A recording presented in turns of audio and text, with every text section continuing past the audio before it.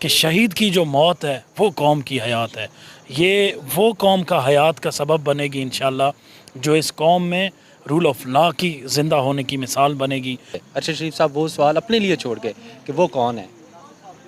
میرے نزدیک وہ آج بھی ہے، وہ پہلے بھی تھا، وہ ہمیشہ اپنے آپ کو چھپا کے رکھتا ہے لیکن وہ ساری قوم جانتی ہے. وہ بے نقاب ہے لیکن بہت بڑا بدنام ہے. جی اس وقت نیشنل پریس کلب اسلام آباد میں موجود ہیں اور یہاں شہید ارشد شریف صاحب کو ٹربیوٹ پیش کرنے کے لیے آج ان کی تیسری ڈیتھ اینیورسری ہے.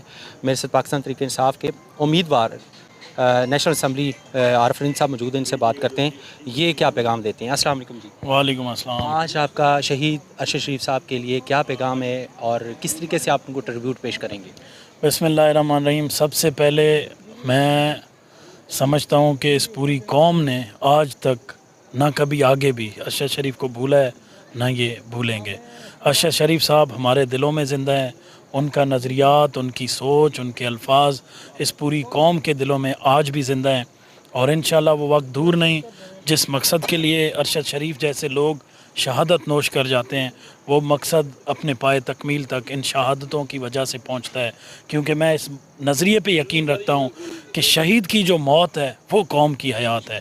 یہ وہ قوم کا حیات کا سبب بنے گی انشاءاللہ جو اس قوم میں رول آف لا کی زندہ ہونے کی مثال بنے گی. یہ اس قوم کے لیے آئین کی بالادستی کی سبب بنے گی. یہ اس قوم کے لیے اسمبلیوں کے وقار کو بلند کرے گی. یہ اس قوم کے لیے انشاءاللہ جمہوریت کو زندہ کرے گی. میں سمجھتا ہوں ارشد شریف جیسے شہید ہوتے ہیں تب جمہوریت زندہ ہوتی ہے. آج جمہوریت جو زندہ نہیں ہے، آج جمہوریت جو اڈیالہ جیل میں قید ہے، یہ ارشد شریف جیسے صحافیوں کی اور ارشد شریف جیسے قلم کی طاقت ہوتی ہے جن کی وجہ سے جمہوریت زندہ ہوتی ہے. جمہور کی طاقت بحال ہوتی ہے جہاں پہ عوام اصل اپنی حقیقی حکمرانی کی طرف اور حقیقی آزادی کی طرف جاتے ہیں. تو انشاءاللہ ہم یقین رکھتے ہیں کہ جس طرح اللہ نے ارشد شریف جیسے صحافیوں کی قلم کو اور آواز کو اتنی طاقت بخشی کہ ان کے لیے ہتھیارے بندوبست کیے گئے، ان کے لیے ٹارگٹ کلر کو بندوبست کیا گیا، ان کی جان اتنی طاقتور بن گئی کہ ان کو گولی مارنی پڑی، ان کو اس دنیا سے شہید کرنا پڑا، ان کے لیے پاکستان کی زمین تنگ کرنی پڑی. وہ ایک میں سمجھتا ہوں کہ اس پاکستان کے لیے لمحہ فکری ہے کہ آج تک 3 سال گزر گئے ہم اپنے قومی ہیرو کو انصاف نہیں دے سکے. وہ کہتے تھے وہ کون ہے، لیکن آج وہ سوال وہ چھوڑ گئے. ارشد شریف صاحب وہ سوال اپنے لیے چھوڑ گئے کہ وہ کون ہے.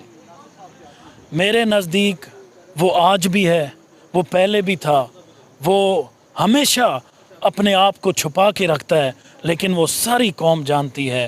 وہ بے نقاب ہے لیکن بہت بڑا بدنام ہے. یہ بدنامی اس کے سر ساری زندگی گلے کا توق بن کے رہے گی جب تک ارشد شریف صاحب کی اس کیس کی تحقیقات نہیں ہوتی، قومی سطح پر اس کے اوپر کوئی حکمت عملی نہیں بنتی. تب تک ہم یہ یقین کے ساتھ کہتے ہیں کہ وہ کون تھا وہ مجھے معلوم تھا، وہ آپ کو معلوم ہے.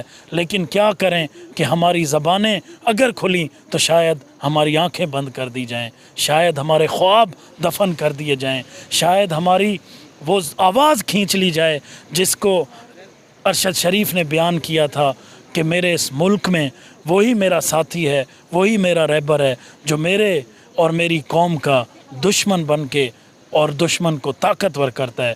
میں سمجھتا ہوں کہ اپنی قوم کے وہ میر جعفر اور میر صادق جو اس قوم کو کمزور کرتے ہیں، دشمن کو طاقتور کرتے ہیں، میری نظر میں ہر وہ شخص مجرم ہے جو ارشد شریف کے لیے نہیں بولتا، جو ارشد شریف کے لیے تحقیقات کرنے نہیں دیتا، جو ارشد شریف کے لیے آواز نہیں اٹھاتا. ہر وہ شخص مجرم ہے جو اس قوم کے شہیدوں کی قدر نہیں کرتا. میرے نزدیک ہر وہ شخص ارشد شریف کا شہادت کا ذمہ دار ہے جو ارشد شریف جیسے کئی ہمارے صحافیوں کے لیے زبان نہیں کھولتا. جی آپ کچھ کہنا چاہتے ہیں؟ جی میں سندھ سے آیا ہوں، میں پارٹی کا سینئر نائب صدر ہوں مولا بخش سمرو. میں یہ کہتا چلوں گا کہ ارشد شریف صاحب جو نے حقیقی طور پہ صافت جس طرح ہونی چاہیے اس ملک میں وہ کی ان نے، اور جمہوریت جو ہے اور قانون کی بالادستی ہے ان کو ان نے باقاعدہ اٹھایا. اور جب یہاں کی زمین ان کے لیے تنگ ہو گئی تھی، اور بڑی افسوس کی بات ہے کہ پاکستانی جرنلسٹ पाकिस्तान में सहाफ़त नहीं कर सके, उनके रास्ते बंद कर दिए गए, उनको धमकियाँ मिलना शुरू हो गई और उनके लिए कोई रास्ता नहीं बचा, तो यहाँ से दुबई चले गए। और जब दुबई गए तो दुबई में भी उनके लिए मसाइल पैदा हुए।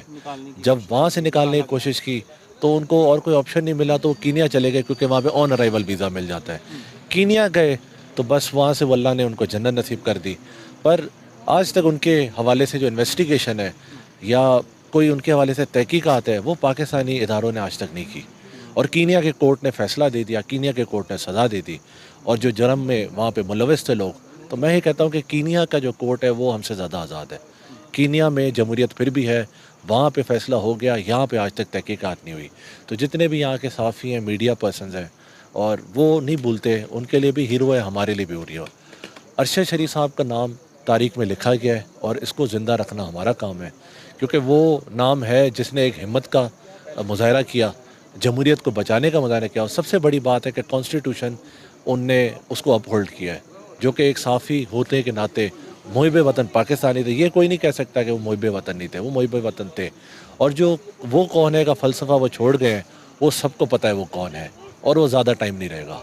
जी बहुत मेहरबानी जी। शहीद अरशद शरीफ साहब जो हैं वो अपने हिस्से का काम कर गए, और ये शमें हमने जलानी है, ये हमेशा जलती रहेंगी शहीद अरशद शरीफ साहब के लिए जो उन्होंने काम किया। और हम आज उनकी तीसरी जो डेथ एनिवर्सरी है उस पर उनको ट्रिब्यूट पेश करते हैं। बतौर सहाफ़ी हमारे लिए आज मुश्किल है रिपोर्ट करना शहीद अरशद शरीफ साहब को, और ज़ुबान साथ नहीं दे रही।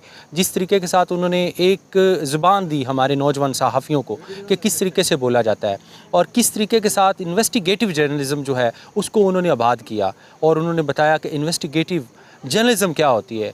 दरअसल यही जर्नलिज़म होती है, और आप जिसमें बताएं कि वो कौन है और जिसमें आप बताएं कि वो क्या है, सब कुछ बताएं। और सहाफ़त की ABC सिखाने के लिए आपका शुक्रिया शहीद अरशद शरीफ साहब।